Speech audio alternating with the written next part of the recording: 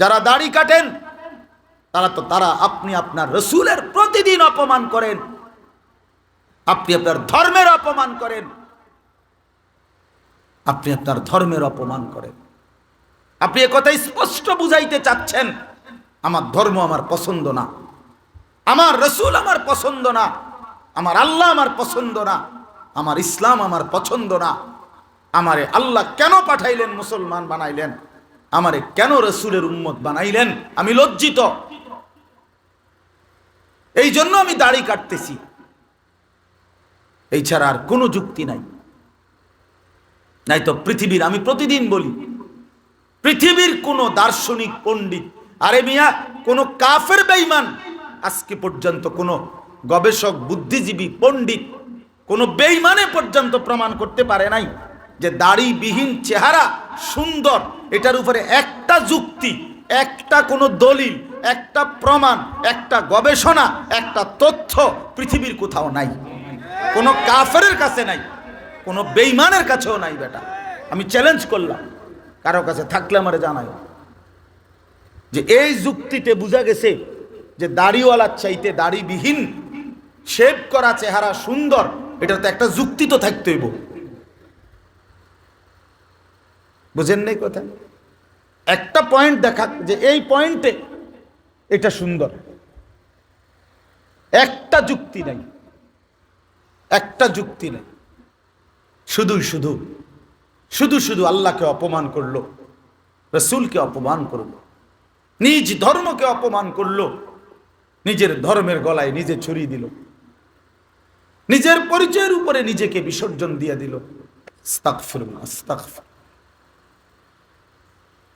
আমি আজকেও বলছি, কোন সুস্থ স্বাভাবিক মানুষ বিড়ি সিগারেট তার পছন্দ হওয়ার কথা না। কেন? দুর্গন্ধ কোনো মানুষের প্রিয় হয়?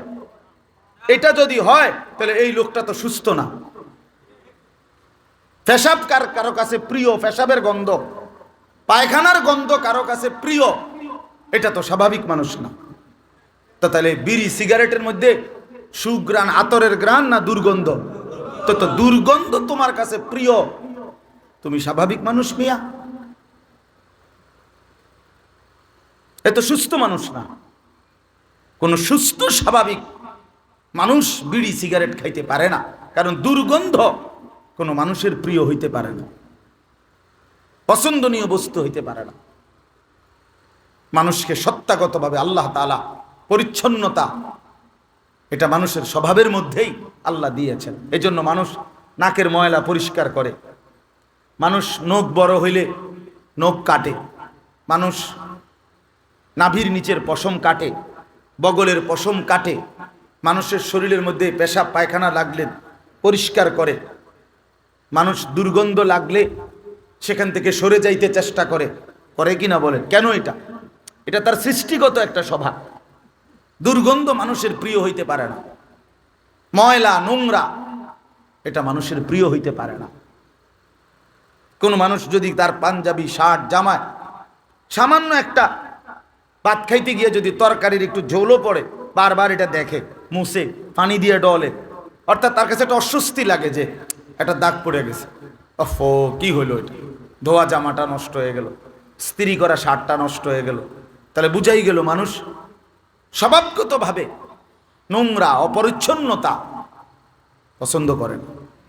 অথচ তোমরা ছেলে যারা প্রস্রাব করে পানি নাও না, ঢিলাকুলুক টয়লেট পেপার ব্যবহার করো না, নিশ্চিত মনে রাখো তোমরা স্বভাবগত যোগ্যতা তোমাদের মধ্যে নাই। তোমাদের স্বভাবগত যেই অভ্যাস, সৃষ্টিগত পবিত্রতা, পরিচ্ছন্ন থাকা, এইটাই তোমাদেরকে শয়তান নষ্ট করে দিছে। তোমার স্বাভাবিকতা নাই, তুমি সুস্থ না, তুমি প্রতিবন্ধী, তোমার এহসাস, অনুভূতি নাই। জ্বরের রুগী যেরকম মিঠা তিতা বোঝে না, তার জিহ্বার মধ্যে মিঠাটাও তিতা লাগে, তিতাটাও তিতা লাগে, কারণ তার তো জ্বর, তার তো জ্বর। এই জন্য অসুস্থ মানুষ যেগুলো, এই মানুষগুলো মূলত পেশাব করে পানি, টয়লেট পেপার ব্যবহার না করে প্রস্রাব তার শরীরের মধ্যে পড়ে প্যান্টে জমা হয়, এত দুর্গন্ধ নিয়া খাইতেছে, ঘুমাইতেছে, হাঁটতেছে, চলতেছে, মূলত সে অসুস্থ মানুষ, স্বাভাবিক না, কোনোভাবেই না। এই জন্য রাগ হইয়েন না, মনে করাই দিলাম, ধরাইয়া দেওয়ারও কেউ নাই, মনে করাইয়া দেওয়ারও কেউ নাই। সবাই মনে করছে আমাদের ছেলেপেলেরা যে আমি আমার মতো চলতেছি, কিসের মা, কিসের বাবা, কিসের অভিভাবক, কে আমার আল্লাহ, কে আমার রসুল, কি আমার ধর্ম, কি আমার কিতাব, বাদ দাও এগুলো। আমার মনে যা চায়, বন্ধুদের সাথে আড্ডায় যখন যেটা ভাল লাগে, বন্ধু বলছে দোস্ত তোর চুলটা সেরকম, খালাস। পাগল, সেও এক পাগল, তুই নিজেও এক পাগল, দুটাই মাতাল। মানে নিজে নিজে নিজেরা নিজেদের অঙ্গনে চলা, এটা তো বাপ সুন্দর না।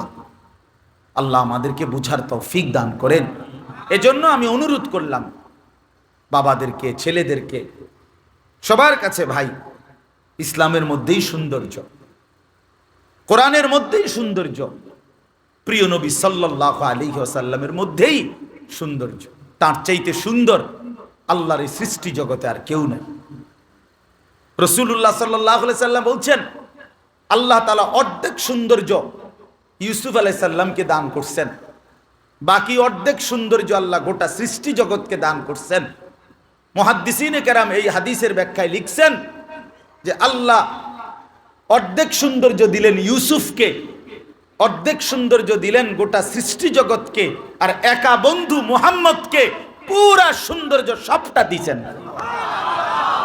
তু তনহা দারি, নবী সাল্লাল্লাহু আলাইহি সাল্লাম গোটা সৃষ্টির সমস্ত সুন্দর আল্লাহ যা দিয়েছেন সবটা একা রাসূলুল্লাহর মধ্যে দিয়েছেন। তিনি কি পরিমাণ সুন্দর, কি পরিমাণ সুন্দর ছিলেন আল্লাহ নবী সাল্লাল্লাহু আলাইহি সাল্লাম। তো আমার রসুল যিনি, তিনি এতটা সুন্দর, আমি কেন কোনো পাগল ছাগলের মতো যাব? কেন যাব? রাসূলুল্লাহ সাল্লাল্লাহু আলাইহি সাল্লাম হাদিসের মধ্যে আছে, হযরত কাব ইবনে মালিক বলেন, ইজা সাররা ইস্তানারা ওয়াজহুহু, নবীজি সাল্লাল্লাহু আলাইহি সাল্লাম যখন খুশিতে হাসতেন তো নবী সাল্লাল্লাহু আলাইহি ওয়াসাল্লামের পুরা চেহারা মোবারক যেন নূরে, আলোয় আলোকিত হয়ে ঝলঝল করত, এত সুন্দর ছিল।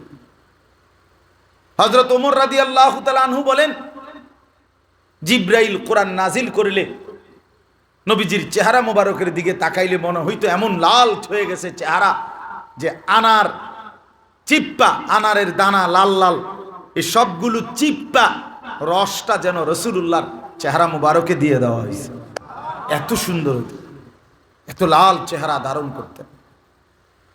সাহাবী বর্ণনা করছেন, আল্লাহর নবী সাল্লাল্লাহু আলাইহি সাল্লাম, এক সাহাবী বলেন, তিনি তার চেহারা মোবারকের দিকে তাকাইলে মনে হইতো কাআন্নাহু কিতাতুম মিনাল কামার, যেন চাঁদের টুকরা। হযরত আবু হুরায়রা রাদিয়াল্লাহু তাআলা আনহু বলেন, নবী সাল্লাল্লাহু আলাইহি সাল্লামের চেহারা মোবারকের দিকে তাকাইলে মনে হইতো কাআন্নাশ শামসা তাজরি ফি ওয়াজহিহি, আকাশের ওই সূর্যটা যেন আল্লাহর নবীর চেহারা মোবারকের মধ্যে খেলতেছে। অসংখ্য সাহাবী বারবার পূর্ণিমার চাঁদের সাথে নবীজির চেহারা মোবারক পরীক্ষা করছে তাকায়া, দোনোটার মধ্যে সবাই বলছে ফাওয়াল্লাহি লা আনতা আহাব্বু ইলাইয়া আহসানু ইলাইয়া মিনাল কামার।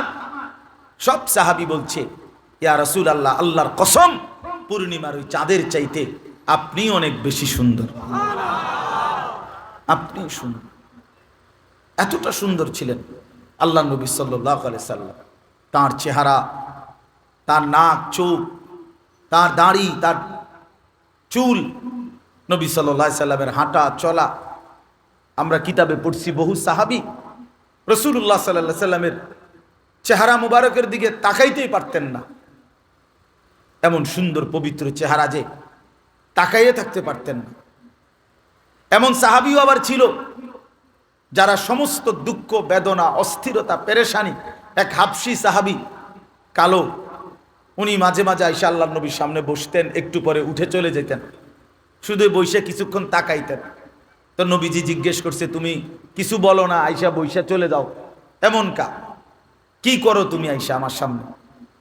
তো তিনি বললেন, ইয়া রাসূলুল্লাহ, যখনই কোনো দুঃখ বেদনা পেরেশানি অস্থিরতা বোধ করি তো দৌড়াইয়া আপনার কাছে আসি, আপনার ওই পবিত্র চেহারা মোবারকের দিকে কতক্ষণ তাকাইলে আমি সব দুঃখ বেদনা ভুলে যাই, সব হারিয়ে যাই, সব ভুলে যাই। এমন ছিলেন তিনি, এতটা সুন্দর ছিলেন রাসূলুল্লাহ সাল্লাল্লাহু আলাইহি সাল্লাম। পরিচ্ছন্নতা, পবিত্রতা, সৌন্দর্য সবকিছু নবীজির মধ্যে সর্বশ্রেষ্ঠ ছিল।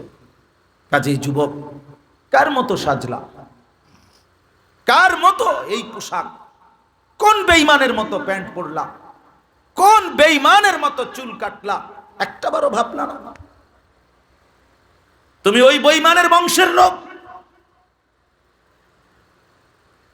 তুমি ওই বেঈমানের ধর্মের লোক, তুমি ফুটবল খেলোয়াড়, তুমি ক্রিকেট খেলোয়াড়, তোমার বাবা কোলে পিঠে করে মা 2 বছর দুধ খাওয়াইয়া বড় করছে ফুটবল খেলবার জন্য, ক্রিকেট খেলবার জন্য। তো তুমি তার মতো সাজলা কেন? তুমি তার মতো, নিজের আত্মমর্যাদা কোথায়, আত্মপরিচয় কোথায়, আত্মসম্মান কোথায়? আল্লাহ আমাদেরকে বুঝ দান করে। এজন্য ভাইয়া, গুনাহমুক্ত জীবন, তাকওয়াওয়ালা জীবন আল্লাহ তাআলা আমাদের কাছে প্রতিনিয়ত চায়। আল্লাহ তাআলা বলে, বান্দা তুমি আমারে দেখো না ঠিক আছে, কিন্তু আমি তো আমার সৃষ্টির প্রতিটা পরতে পরতে আছি। আমার প্রতিটা সৃষ্টির দিকে তাকাইলে দেখবা আমি আল্লাহই লুকিয়ে আছি। হাজার মে তেরে রঙ্গ বু হে, जिधर देखता हो तू ही तू है। পাথরেও যদি দেখো, গাছেও যদি দেখো, আল্লাহকেই দেখতে পাইবা। যেদিকেই তাকাইবা শুধু এক মালিককেই দেখতে পাইবা। এক আল্লাহ।